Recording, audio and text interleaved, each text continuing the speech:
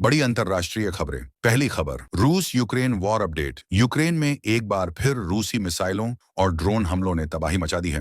Zelensky ने बताया कि रात भर चले हमलों में 5 लोगों की मौत हो गई है, जिनमें एक ही परिवार के 4 सदस्य शामिल हैं, जिनमें एक 15 साल की लड़की भी थी। ये हमला लवीव क्षेत्र पर केंद्रित था, जो पश्चिमी यूक्रेन का अपेक्षाकृत सुरक्षित इलाका माना जाता है। हमले के बाद हालात इतने बिगड़े कि पड़ोसी देश पोलैंड को भी अपने फाइटर जेट्स तैनात करने पड़े ताकि उसकी एयर स्पेस सुरक्षित रह सके। दूसरी खबर, सीरिया में 14 साल बाद चुनाव। सीरिया में लगभग 14 साल बाद संसदीय चुनाव हुए हैं। बशर अल असद की तानाशाही और 13 साल लंबे गृह युद्ध के बाद इसे नए दौर की शुरुआत बताया जा रहा है। पिछले साल दिसंबर में अहमद अल शरा ने तख्तापलट के बाद अंतरिम राष्ट्रपति का पद संभाला था। अल शरा ने दावा किया था कि ये चुनाव लोकतांत्रिक बदलाव की दिशा में पहला कदम होंगे, लेकिन हकीकत में जनता को वोट देने का असली अधिकार ही नहीं मिला। यानी देश में बदलाव की बातें तो बहुत है, पर असल लोकतंत्र अब भी दूर है। तीसरी खबर, अमेरिका में परमाणु सुरक्षा पर संकट। अमेरिका में सरकारी शटडाउन को अब 5 दिन हो चुके हैं और इसका असर अब न्यूक्लियर सेक्टर तक पहुंच गया है।